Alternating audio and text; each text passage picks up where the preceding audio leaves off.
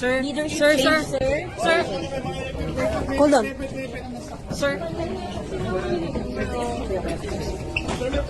Sir, sir, will there be a change in leadership, sir? Did you get the 13 votes already, sir? Ayan na, ayan na. Sir, Ayan na. nakipag-usap kayo kay Senator Loren? Sir, Ayan na, ayan na, ayan na, ayan na, ayan na. Ayan na, kabayan. Sir, Ayan na, ayan na, ayan na. will there be a change in, sir, will there be a change in leadership, sir? Sir, Leadership sir, change, sir, sir. sir. Ayan na. Start the day by acknowledging officials from the Philippine Sports Commission, headed by their dynamic chairman. Start the day by acknowledging officials from the Ayun, sinakson. Philippine Sports Commission, headed by their dynamic chairman, Chairman Patrick Gregorio, and members of the board of the sports commission. Nilapitan si Loren Together with Ligarda, the kabayan. Philippine Ayun, oh. contingent to the 33rd Southeast Ayun, oh. Asian Games. All our medalists, Mr. President, Traidora ba are ito? here today with us. Ayan na. Ayan na, mga kababayan. Ito na ba ang ating hinihintay? Together, guest of Senator Gatchalian, board member of Ventanilla, 3rd District. Ayan na, kabayan. We have also guest of Senator Bam Aquino, League of Municipalities Bohol Chapter, Mayor Comanda of Batuan, Bohol. Ayan na. Mayor Mukhang malungkot tayong ano, ah. Bohol, Mayor Balete of Valencia, Bohol, Mayor Palacio of Pilar, Bohol. Ala. Mayor Matango-tango si ano mga kababayan. O nakangiti si Senator Pia Cayetano. Hala! Hala kabayan! Panoorin nyo! If the numbers are stable, Sara Duterte is more likely to win. Ayan na kabayan! If the number is stable, Sara Duterte is more likely to win. Yari ka dito ni Auntie Claire. Ayaw, Col! Bata pa ko, Col! Marami pang nabuisit sa ating tawa, kabayan. Bago ka muna mabuisit, panoorin mo muna itong buong video na ito. Dahil ang niluluto sa Senado, luto na ba, kabayan? Ito yun. Ganon. Ay baka At mamaya, Jen, baka may papansit siguro sila. habang hinihintay natin yung niluluto sa Senado, Oh. mayroon ng niluto dito. Paano dito sa ating Sa himpilan? ating hipilan. Luto na. Luto na. Lutong-luto. Baka usapang hindi maayos yan, ha? Usapang matino ba yan? Usapang matino ito. Niluto nga eh. Nilagyan ng mga Perfect ang pagkakaluto nito. perfect na perfect. Oho. Oo. So lutong-luto ito at saka pag kinain mo, pinakinggan mo, sarap sa tenga, ganun ba? Masarap sa tenga. Para kang nakinig ng batingting na umalingaw. Para kang nakinig at nanood. Yes. Ano kaya yung batingting at umalingaw mga kababayan? Ito kaya ang pamukpok ni Tuta Sen? Buisit na buisit ang ibang mga trolls mga kababayan. Galit na galit po sa inyong abang lingkod. Anyway, hindi naman po sila ang dahilan kung bakit ako'y nagbablog. Kundi dahil po yan sa inyo. Sa inyo po na mga tunay, organic Duterte supporters. Hindi po sa mga DDH Duterte. Excuse me, Duterte die-hard haters. Pati ba naman yung diction natin, pupunahin. Ang tigas daw ng dila natin. Matigas syempre, Bisayang dako eh. O, apo na yun mutun, no? Eh, talaga naman, nagaduti ang muyo nga. Awan awan manang. Unsa man ka diha oy, kadaghan man sa imong arte diha, di ka pa gani mag-like ka oy. Unsang yawards ba? Anyway kabayan, ito na ang ating pag-uusapan. Hindi na po mapipigilan itong si Vice President Sara Duterte ang nalalapit na pag-upo sa palasyo ng Malacanang para po linisin ang kalat ng ginawang mga polboron dyan ni BBM. Daming galit na galit mga kababayan sa ating mga upload. Nakita ko sa mga comment ninyo, no? Andyan sila. Bukod dyan yung iba pa, no? Halata yung hindi nagpapatapos ng video mga kababayan. Yun yung mga epektado, galit na galit sa ating mga reaksyon, no? Anyway, maraming salamat po muna sa lahat po ng walang sawang sumusubaybay. Importante lalo na yung nagla-like at nag-share. Paki-like at paki-share po kabayan. Worth it po ang ating mga video na i-like at i-share sapagkat matitindi po ang ating mga tinatalakay dito. At ang mga tinatalakay po natin dito, hindi po ito tinatalakay lalo na ng mga mainstream media. Kung supporter ka ng DDS, makiisa ka na. Tulungan nyo kami. Hindi na kayo kailangan magpadala ng GCash pang kape. Okay na kami dito. Share na lang nitong ating video at paki-like. Okay? Salamat sa iyo kabayan. Doon naman sa mga basher natin, I love you na lang. Ano ba ito sinabi ni Carlos, mga kababayan? Ito po sinabi ni Carlos, oh. Bumabaliktad na kaya ito si Carlos, mga kababayan. Ito, kapag si Sara Duterte ang Pangulo, hindi China versus US, kundi interes ng Pilipinas ang uunahin. Ang ganda, di ba, mga kababayan?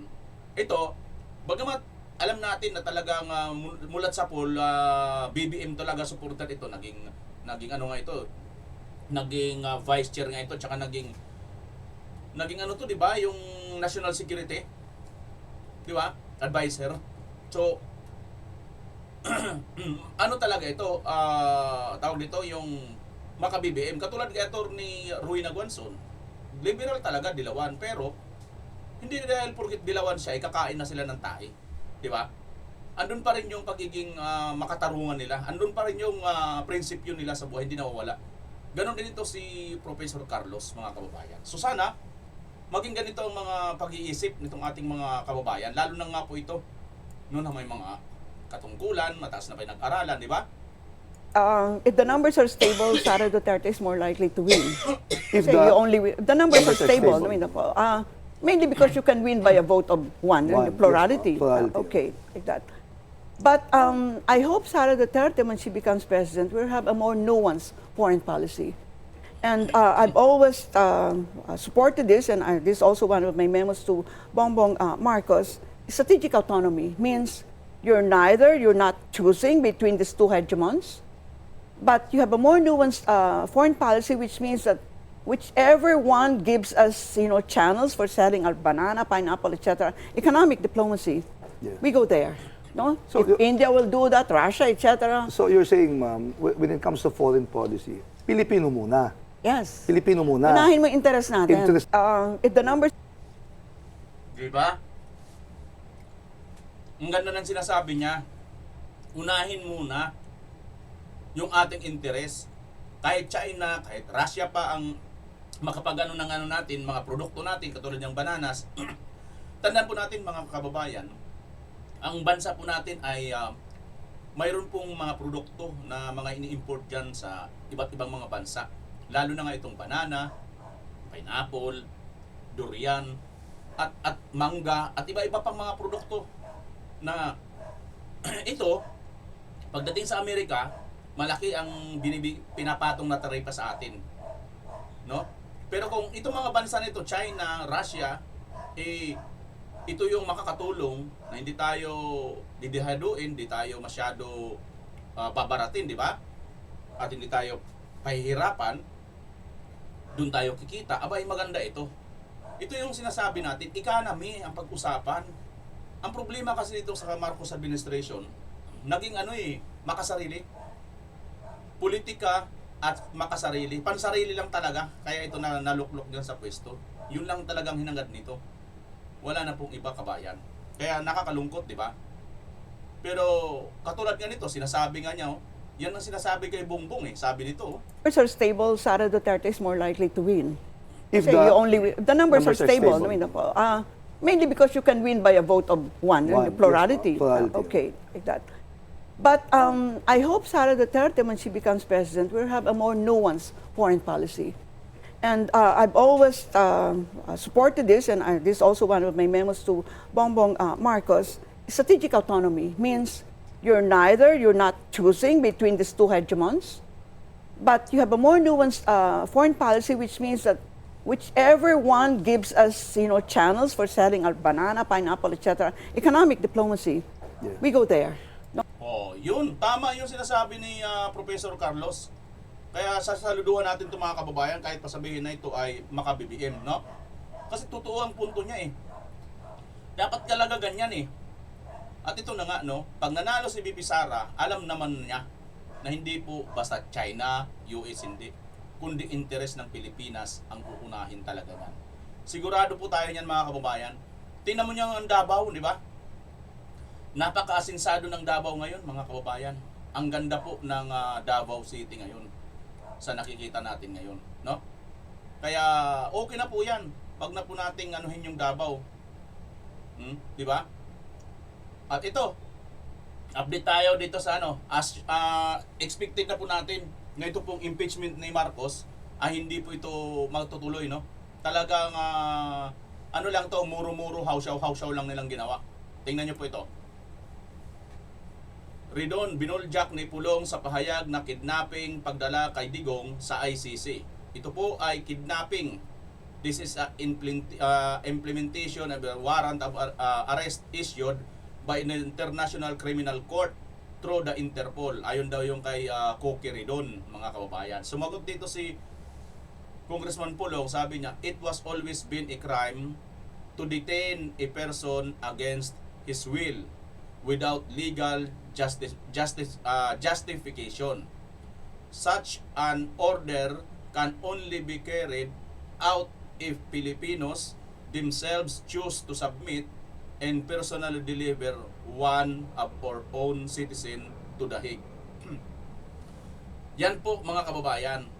Ang problema kasi ito kay Cokie Ridon, taga planeta yata ito ng Cokie, kung saan itong planeta, hindi yata ito taga Pilipinas, kasi hindi niya naintindihan. Attorney pa naman siguro ito, di ba? Attorney yata ito si Ridon eh. Na alam naman natin, ang Pilipino, no, hindi po pwedeng hindi muna dumaan sa tamang due process. Yun ang matagal pa ulit-ulit na natin sinasabi dito. Pero marami pa rin nagreklamo. Hindi ko alam kung mga troll yun o mga followers ng mga Duterte. Ito na nga sinasabi natin. Tingnan nyo, paulit-ulit din nila sinasabi na hindi daw kidnapping. Eh yung rason nga hindi mo nga kalooban eh. Hindi ka nga nagsumuko eh. Ayaw mo nga eh. Ano ibig sabihin noon? Pinilit ka, di ba? Alam mo, napakatanga mo lang talaga. Lalo na, sana, pasensya na kung supporter ka tapos sasabihin mo paulit-ulit ka. Ito yun no, sample.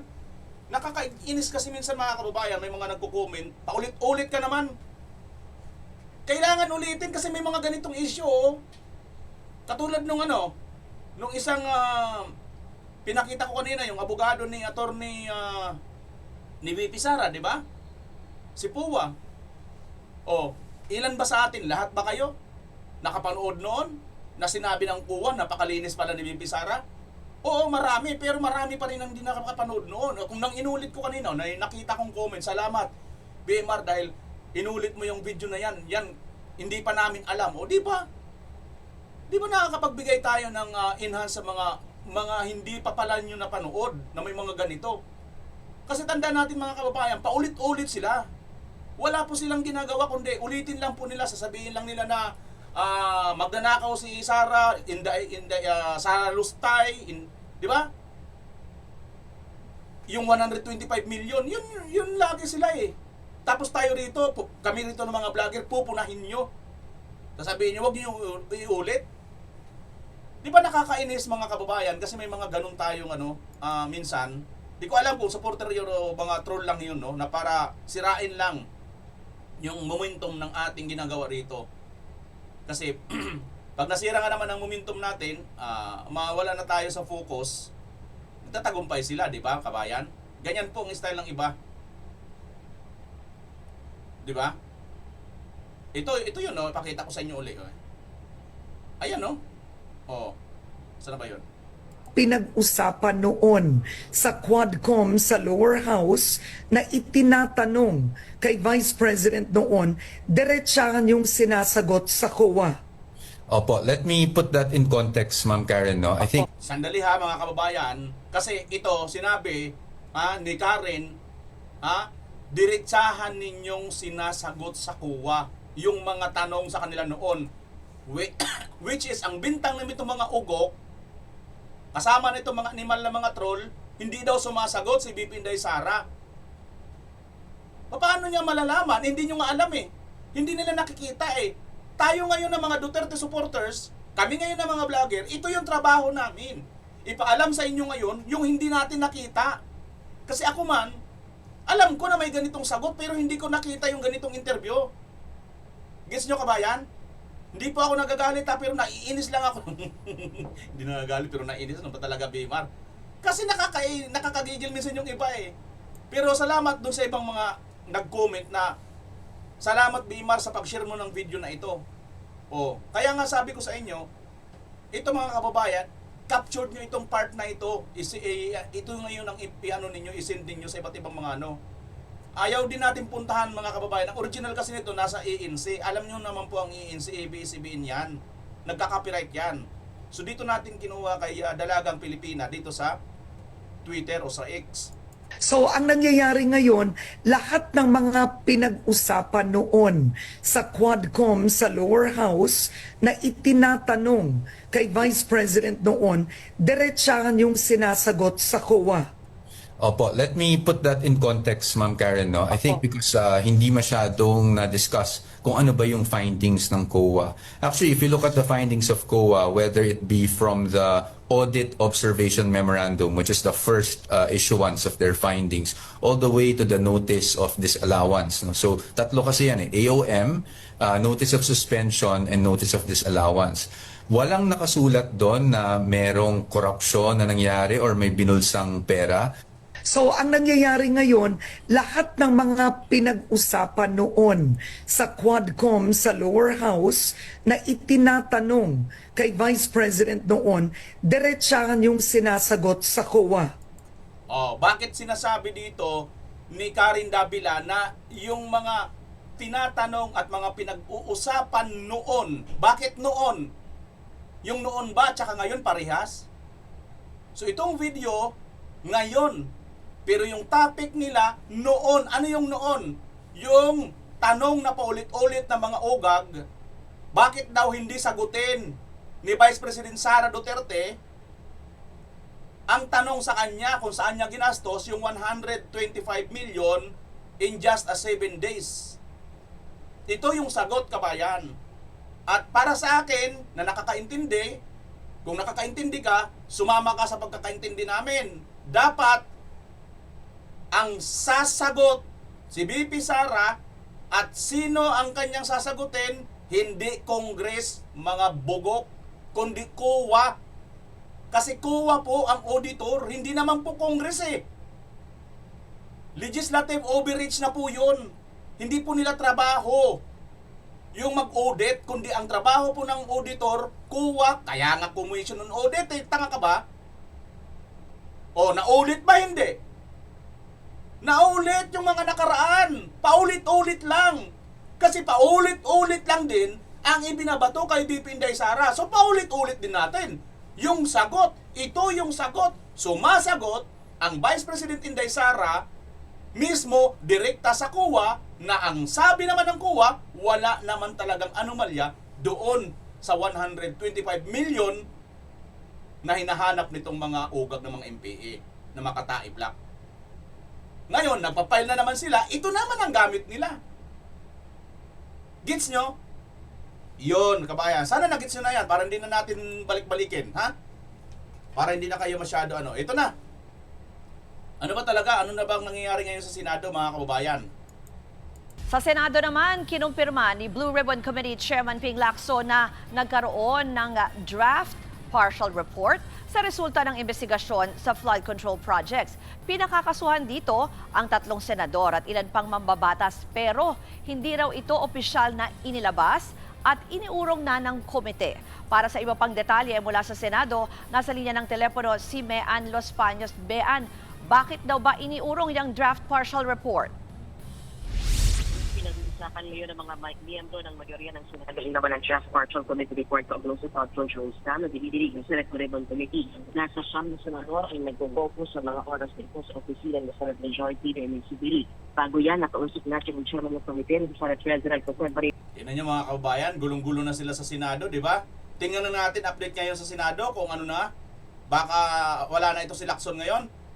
Check natin mga kababayan muna ha, bago natin tuloy. Wala. Wala yata mga kababayan. Mukhang tapos na. Mukhang hindi yata nagano. Try to read the title. The Secretary will read the title. The Philippine Olympic Committee, the Philippine Sports Commission. Wala pa kabayan, pero mukhang malungkot na itong si ano nyo. Malungkot na itong si Totasin, no? Pero kabayan, alam na po ng lahat ngayon na naibasura na po itong impeachment kay BBM. As inaasahan naman po natin, di ba? Na mababasura po yan. At ang isa nga po yan sa ginamit, ito nga pong kidnapping kay Tatay Digong na tutusin, naghanap sila ng mga ebidensya pero nandiyan naman ang ebidensya eh. Ginagawa lang talaga nilang tanga yung mga tao, mga kababayan, ano?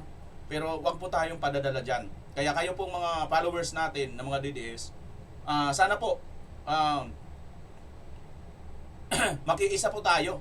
Makiisa po tayo mga kababayan, katulad nito. Katulad po nito ng mga pag-share po ng mga video na ito. No? Na ano po yung dapat natin malaman at ano po yung dapat natin maintindihan. Oh. Bagamat minsan parang bigla akong nadja-jump doon sa ano, pero kahit papaano, konektado pa rin yan. Kasi iisa pa rin pinag-uusapan natin. Impeachment ni BBM, impeachment ni BP Sara, magkasabay na ngayon dyan. Ito na nga kay Marcos Jr., tinapos na nila. Pero yung laman, ito nga yung kidnapping at sinasabi nila, wala daw itong substance, hindi daw ito sufficient. Dahil wala daw ebidensya. Alam nyo, kahit sabihin nyo pang ganyan, pero lalo lang kayo nagmumukhang tanga at ugag. Lalo kung kayo ay naniniwala dito na walang ebidensya. Dahil kitang-kita naman sa mga video na sinasabi ni Tatay Digong, papasukin nyo, hindi nyo mo papasukin, Tore, yung aking anak, siya ang aking abogado. Hindi. Hindi na sa presinto magpaliwanag, sa dahig ka na magpaliwanag, yun ang sabi ni Tore, di ba? No. Ngayon, dinismiss na nila. Kay BP Sara naman, ito na naman ang nangyari dyan. Di ba? Iuulit na naman nila ito. Bagamat, na sumagot na talaga ang BP Sara sa kuwa. Ako din dito sa kuwa, dapat questionin din to eh. Di ba dapat mag-ano na rin sila? Magsalita rin sila, magpaskil din sila. Ito yung sagot ni BP Sara, ano ba kayo? Eh wala, palibasa kasi mga kababayan, ang kuwa, hawak din po yan ng BBM. Di ba? O sino ngayon yung may kagustuhan? Kasi kung katulad ni Tatay Digong ito, yung mga alipuris noon, nasa paligid ni Tatay Digong, sinasabi, yung mga galit kay Line, impeach si Line. Sabi ni Tatay Digong, hoy, magsatahimik kayo. O kung ganun din ang gawin ni BBM, kaya ba? Kaya. O dahil hindi niya ginagawa, ano ibig sabihin? Siya talaga ang may gusto na ma-impeach si BP Sara. Kasi kung katulad kay Tatay Digong, kaya naman kaagad, di ba? Patigilin eh. Yan mga kababayan. So ito, ano ba ang update dito? Ano ba itong niluluto? Tingnan nga natin mga kababayan. Abangan nyo mamaya, ha? At meron tayong... Hindi ako mabibigla dyan, ha? Hindi ako mabibigla dito. Meron tayong mamayang... Magugulatin ako, eh. Usapang matino! Kasama si Attorney Rowena Guanzon. Ganon? Oo. Yun. Ito pala yung mga kababayan. Panoorin natin. Ng batas at ng mamamayan. Makakasama niyo po ngayon sa palatuntunang saganang mamamayan, dating Comelec Commissioner at legal expert, Attorney Rowena Guanzon. Anong titulo na, Son? Usapang matino! Panoorin natin. Magandang araw po, Attorney Rowena Guanzon po ang inyong lingkod dito sa Net25. Pangunahing episode ko po ito. Kaya sana subaybayan nyo bawat Miyerkules dito sa Net25. Pag-usapan natin ngayon ang impeachment na naman. Ito ang impeachment 2.0. Wala na talagang magawa itong ating mga congressman. At hindi siguro sila busy. Kaya impeachment na naman. Kaya nga. Pero this time, ay pagbabago tayong konti, may impeachment din against Bongbong Marcos. Pero ang sinasabi ni Congressman Erice, yun daw nag-file na complainant ay abogado ng First Lady Lisa Marcos. At sinabi din ni Gabriela Party List Chair, Lisa Masa, na yung kanyang pagtalakay ng House of Reps Committee doon sa impeachment complaint against Bongbong Marcos ay scripted. Ang tanong talaga ng mga kababayan natin, maniniwala pa ba kami sa inyo? Hindi na. Sa mga pinaggagawa nyo, sa flood control, kickbacks nyo, sa mga substandard projects ng mga allocables nyo, mga congressman, hindi naman lahat, ano po? Pero maniniwala pa ba kami? Maniniwala pa ba ang mga tao sa inyo? Na impeachment na naman ang pinaka-importanting trabaho ng ating House of Representatives ngayon? Tingnan po natin ang Committee on Justice. Ano nangyari kay Congressman Abante? Biglang nag-walk out kasi pagbobotohan yung sufficiency in form ng complaint ay talo siya. Siya lang ang no. Di ba? Yes sila lahat. Siyempre, pati ba ng BBM na congressman? Yes, there's got to be a catch. Yun ang sinasabi ni Lisa Masa ng Gabriela na scripted, di ba? At yun ang sinasabi ni Congressman Erice na dummy complaint lang ito. Pero nag-walk out si Congressman Abante. Very famous yan si Congressman Abante, yung picture niya na nakalawit yung dila niya. At yung kanyang eleksyon sa Manila ay talo siya sa botohan, pero panalo siya sa... panalo siya sa laro. Kaya itong si Congressman Abante ay naging katawa-tawa sa kanyang mga kasamahan dyan, which shows the demeanor of your congressman. Tingnan nyo sila. They're laughing. It seems that they don't take this seriously. Unlike in other countries where impeachment proceedings are a serious matter. You imagine you're trying to remove the president and the vice president of our country. So, tingnan nyo rin kung maniniwala pa ba tayo na itong Committee on Justice na ito will have fairness. Kasi sa due process po, nakalagay, lalo na doon sa decision ng Supreme Court, doon sa first case ng impeachment ni VP Sara that declared it invalid and unconstitutional, ang nasabi doon talagang emphasis ng due process ay fairness. Walang arbitrariness, di ba? Can we expect fairness from this committee led by Congresswoman Luistro, rabid supporter of Martin Luther King Romualdez and BBM? Can we expect fairness from Congressman Luistro, who was also the same, if I am not mistaken, chair of the Committee on Justice in the first impeachment complaint versus VP Sara? If you look at the record of Congresswoman Luistro, she's praising Martin Romualdez to high heavens. Diba? Sabi niya, may AX dahil sa speaker, may tupad dahil sa speaker, kulang na lang sabihin niya, may lindol dahil sa speaker, may ulan dahil sa speaker. Kaya makikita po natin talaga ang fairness dito ng House of Representatives kung si Congresswoman Luistro ay mag-resign as Committee on Justice Chair. I mean, give it up. Congresswoman Luistro, what's the big deal? You know, you no longer look neutral. You look biased. You're already biased against VP Sara. So why don't you just give it up and resign? Anyway, your vice chair is just as competent, hindi ba? Kaya dyan sa House of Reps, maraming congressman na nagde-declare ng opposite view against the Supreme Court final decision. At si SP Senate President Soto ay gayon din. Ang sinasabi niya na pag sinasabi ng Supreme Court, ito dapat yung mga rules nyo dyan sa House of Reps sa impeachment, ay ito ay overreach na ng Supreme Court at hindi na ito pwede. Sabi niya, the Supreme Court's already making laws. It's no longer just judicial review. So, masasabi ko naman dyan, when I interviewed Senate President Soto, is, well, you know, if you keep on doing that, and you keep on criticizing the Supreme Court decision, SP, you will look biased. And you know, you're the Senate President. My gosh. It's better that you just lay it to rest and then continue the work there, is it not?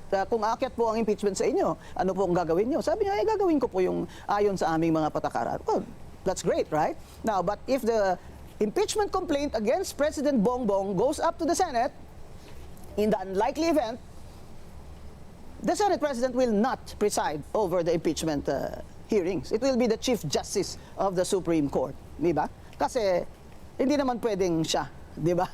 Well, that's already settled. The Chief Justice, that's what happened in the Joseph Estrada case, remember?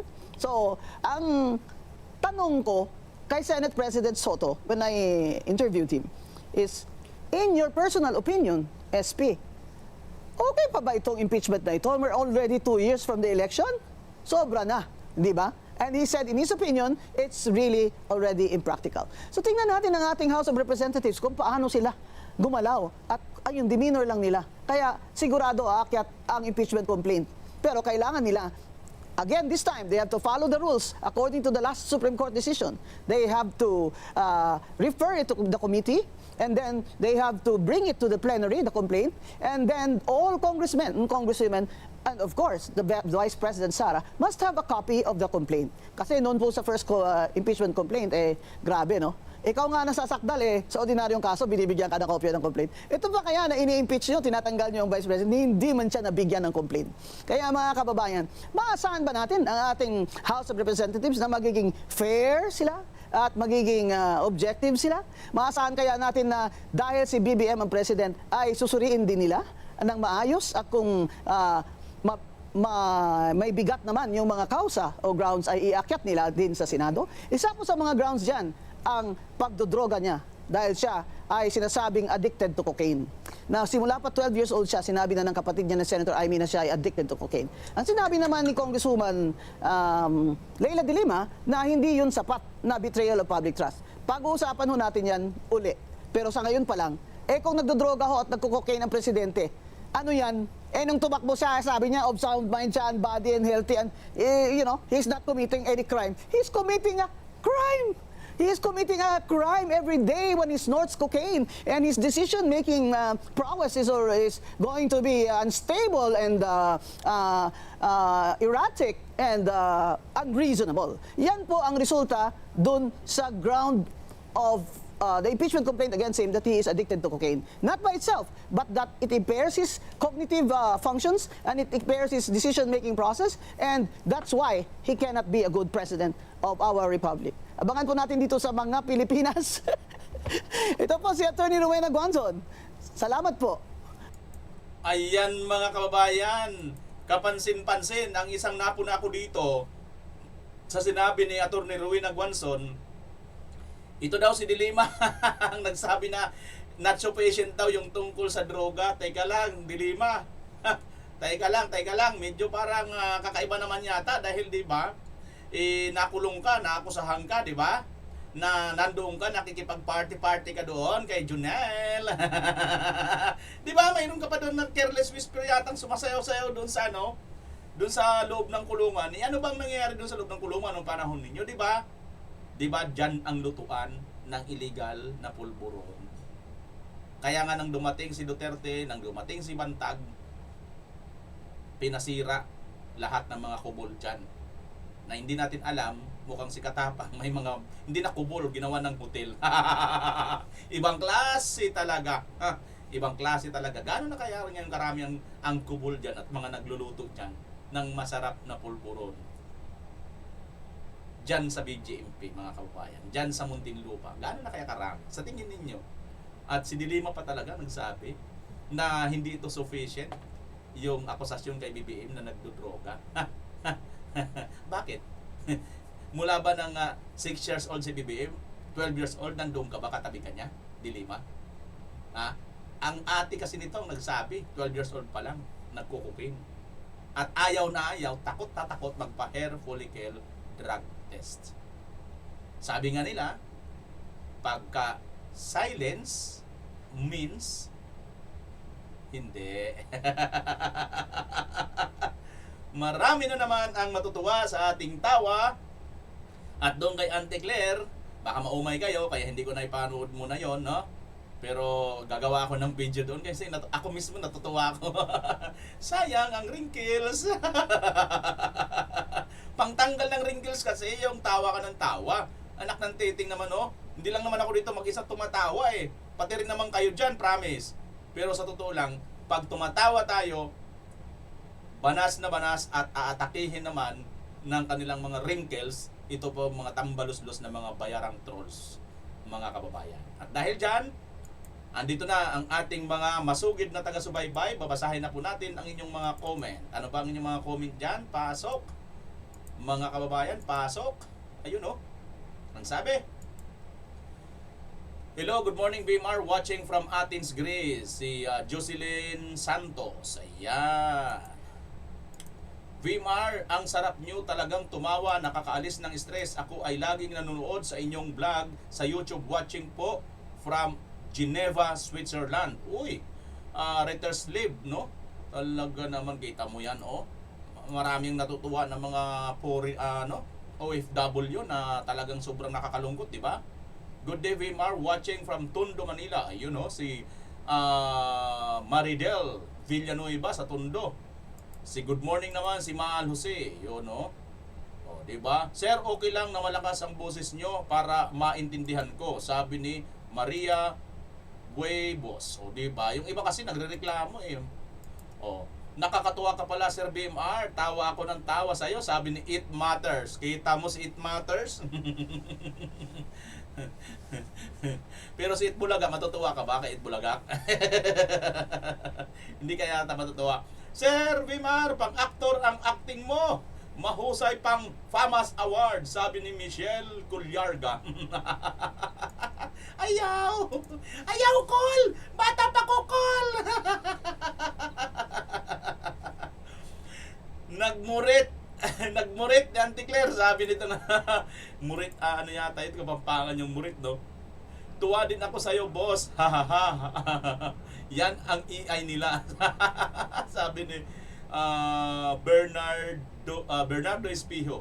Oo nga naman mga kababayan, ano, si BBM, daldal sila ng daldal, pero hindi pa rin nila mapaano si BBM ng mga live, no? Sir Bimar, maganda na share mo ang video ng Commission on Audit. Ito yung sinasabi ko, oh, Prudencio Mabansag. Ito, na walang corruption na nangyari at walang ninakaw na pera si VP Sara Duterte sa audit process ng COA. Kung ganun ay malinis at maayos ang paggastos ng pera, ay patungkol lamang sa opisines at sa mga sahod ng empleyado ng Office of the Vice President lamang. Mabuhay. Excuse me. Oh.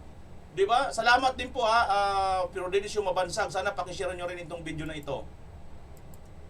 Lords, lahat palang desisyon ay ang Supreme Court pala, sabi ni Albert. Correct. I-prove nyo ang condition ni BBM. Tama, di ba? Dito dapat ang ano natin eh. Jugines ba to? Jugines? I-prove nilang ang kalusugan ni BBM. Ilabas nila ng buhay na buhay. Baka mamaya mali natin sumusuyop ng pulbor. Kahit ano pa paninira nila sa mga Duterte. Yan. Ate Charilo, shoutout sa iyo. You are one of my favorite. Ginger So. Oy, thank you sa iyo, Ginger So. Salamat po. Favorite na rin kita ngayon. Manood dito sa channel ko. Bakit puro Sara? Sara, saan na ang flood control? Trilyon ang walang nakulong. Oh, di ba? Jumidis Taksan. Puro Sara sila ng Sara. Oh. Di ba mga kababayan? Wala namang nakukulong. Nakakatawa, natatawa rin ako pag tumatawa ka, VMR, sabi ni Gloria Siqueira. O di ba? Yung iba kasi Ma'am Gloria, maraming umiiyak pag tumatawa ako. Ayaw! Sayang daw kasi ang wrinkles pagka tumatawa. Nababanat ang wrinkles kaya nadadagdagan. Sayang, nag-iipon daw yung iba dito ng wrinkles eh. Gayahin yung Amerika kahit sino pa mayaman o mahirap pag nagkasala. Walang sinasanto parusa agad. Sabi ni Willie Pinales. Oo nga, di ba? Maka pro Amerika, maka pro Trump sila. O, bakit ayaw nilang gayahin? O, na ano ka agad, di ba? Loads ang media naglihis na kayo na sa tunay ng mga problema natin. Sabi ni Albert. O, masaya kami mga Pilipino na walang substance nang i-file ulit na impeachment kay BP Sara. Wala talaga kasi yun din naman yun eh.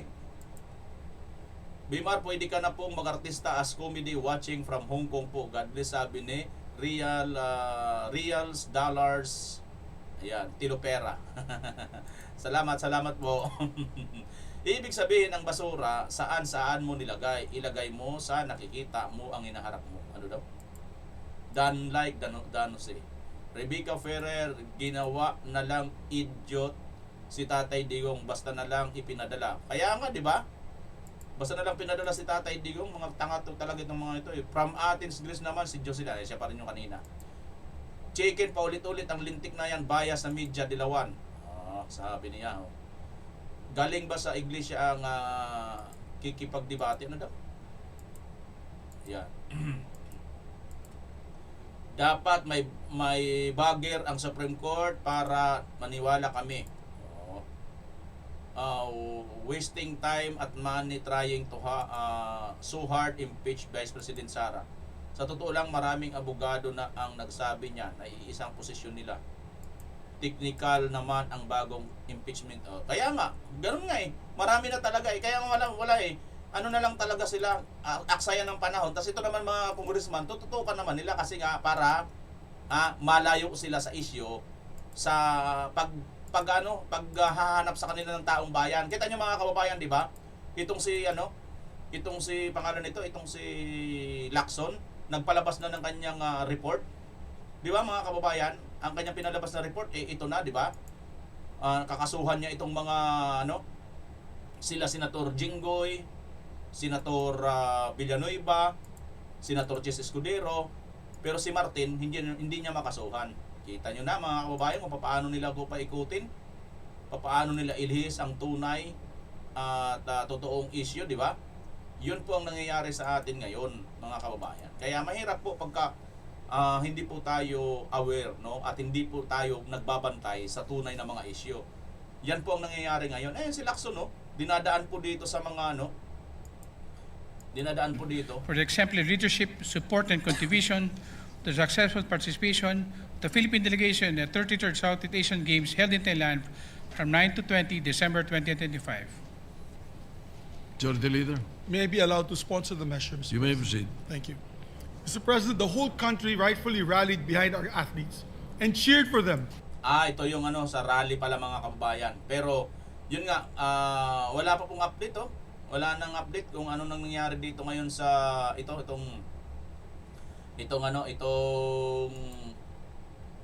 kung natuloy ba ang pagpalitan.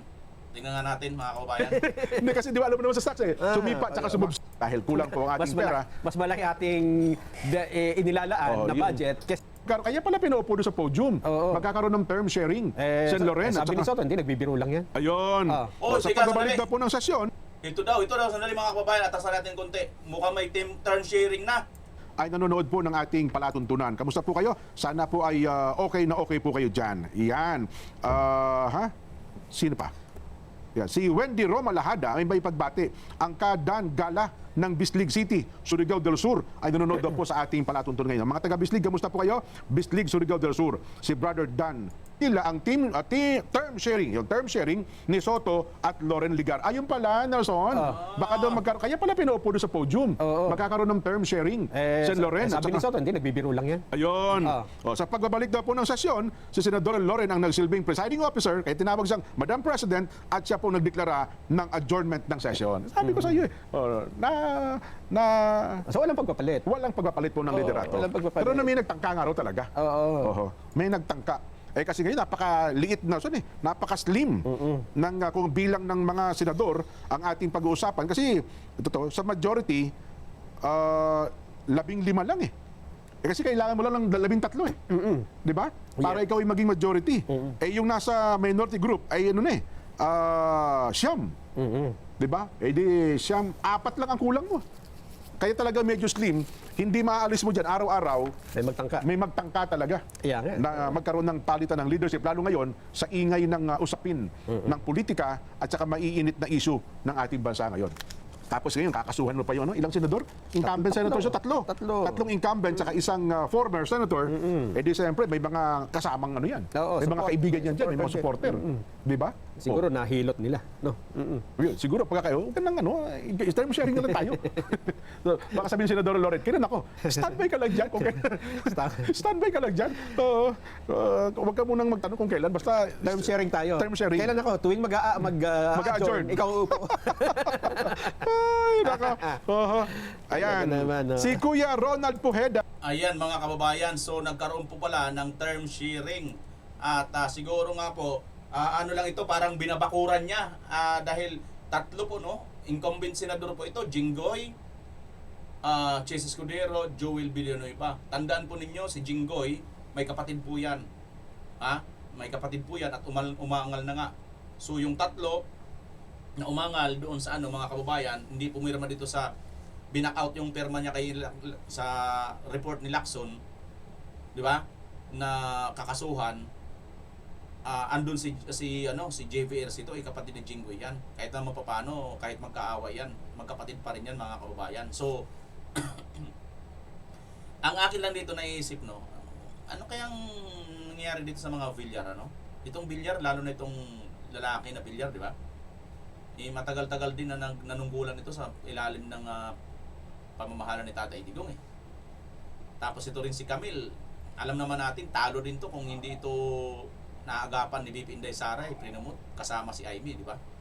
Kaya nga si Aimee napunta kay BP Sara di ba? Dahil sa kung hindi talaga siya kumapit kay BP Sara, laglag si Senator Aimee. Kaya lang ito mga Villar, alam nyo na mga kabayan, siguro masyadong matindi po ang pressure kasi Malaki po ang negosyo ng mga bilyar eh. Alam nyo na ang ibig sabihin nito. Sa Pilipinas, ang laro ng politika, laro din po ng mga oligarko. Aswerte na lang tayo, mayroon tayong isang Tatay Digong na kayang laruin ang mga oligarko, hindi ang mga Pilipino. Ang mga Pilipino, pinaglalaruan ng oligarko at mga hudas ng mga politiko. Yan po ang nangyayari sa ating bansa, mga kababayan. Kaya kung gusto nyo po, katulad nga ng sinabi nitong si Professor Carlos, pag si Inday ang nanalo, walang US, walang China, kundi kung sino bansa ang maaaring makinabang tayo, kahit anong bansa pa yan, sinong bansa pa yan, doon tayo. At ako'y naniniwala na mangyayari yan pag si Bibi Inday Sara na ang mamunong presidente sa ating bansa. Mga kababayan, kung gusto nyo mag-shoutout, paki-comment nyo po dyan sa baba sa comment section. At maraming salamat, nakarating po kayo dito sa dulo ng video ito. Pilipinas, as always. Bye-bye!